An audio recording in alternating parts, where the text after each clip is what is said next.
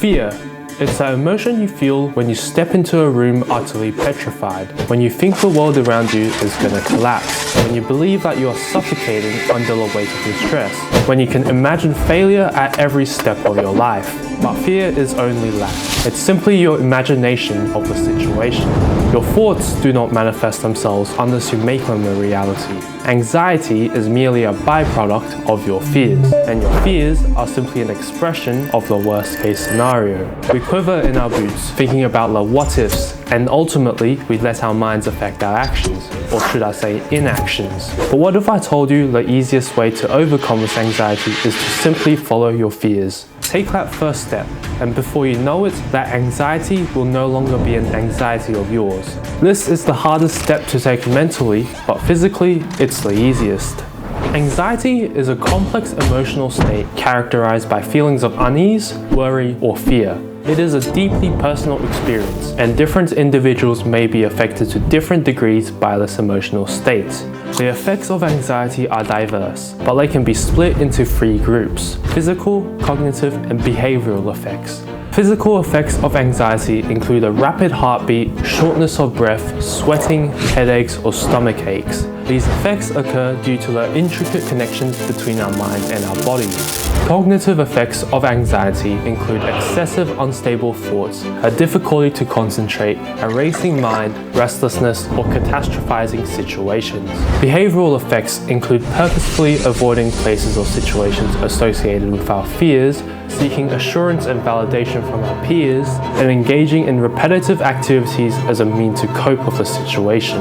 These effects of anxiety can lead to a vicious cycle where we avoid anxiety-inducing activities in an attempt to limit its effect on ourselves. However, whilst running away helps on the short term, it will lead to long-term permanent damage to ourselves mentally and physically. Certain anxiety-related disorders, such as GAD or OCD, are characterized by an individual's excessive and chronic anxiety. Whilst these disorders exist, it is important to note that anxiety affects everyone in some way. Just cause you experience it does not make you any lesser to your peers.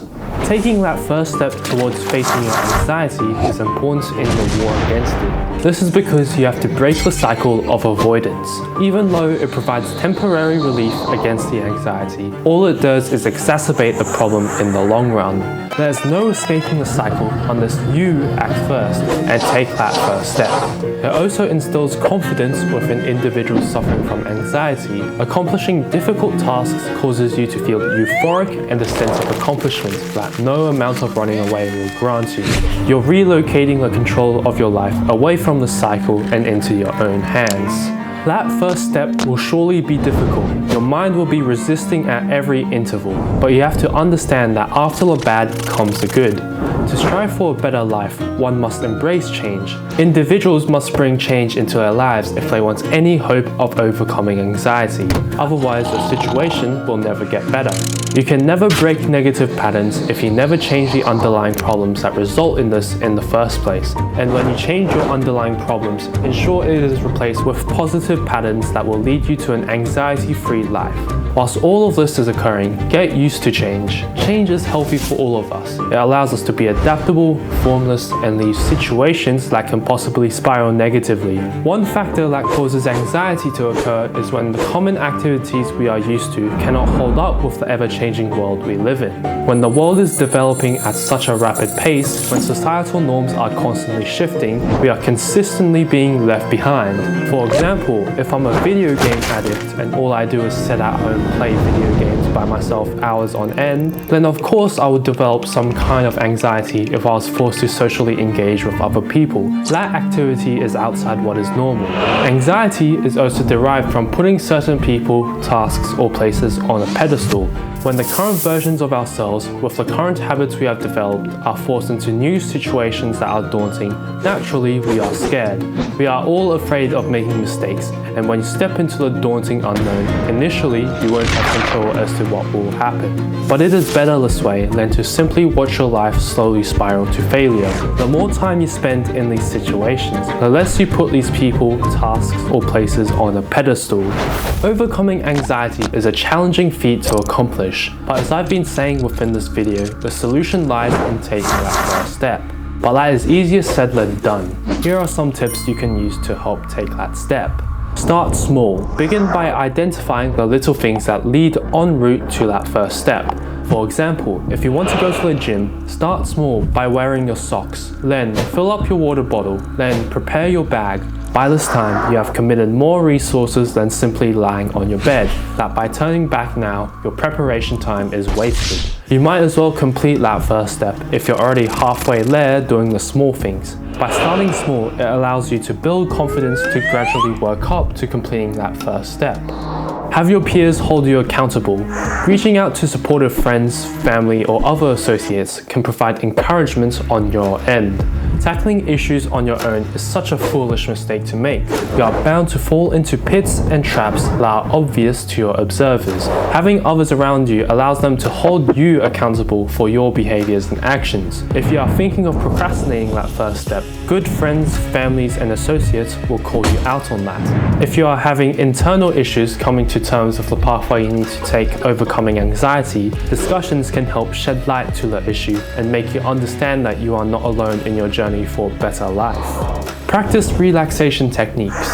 There are a multitude of techniques out there that can aid feelings of anxiety and ease you into taking that first step. Practices such as meditation or muscle relaxation exercises can help calm your mind and curb the frenzy of your anxiety. Andrew Huberman discussed that by taking 2 deep breaths followed by 1 exhale, it helps relieve stress within your body.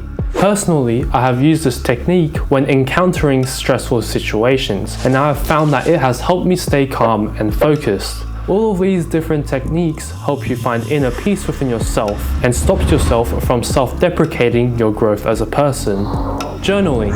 This is a technique countless individuals use to cope with their situations, their crises, and their failures. By keeping track of your insights, your thought processes, and your past, it helps shed light to the type of person you are in a different perspective. By having insight to your past thoughts, you gain a better understanding on what you are doing well and where you are failing and what you need to do better moving forwards. It helps you understand the negative consequences anxiety is having on your life. Anxiety can be a debilitating emotion that affects us all in some way. However, it is important to recognize that anxiety is simply a byproduct of our fears, and that the easiest way to overcome it is to take that first step. By breaking the cycle of avoidance and embracing change, we can regain control of our lives and move towards a healthier, more fulfilling future. With the help of varying techniques, we can learn to manage our anxiety and live our best lives. So take that first step and let your fears be a thing of the past.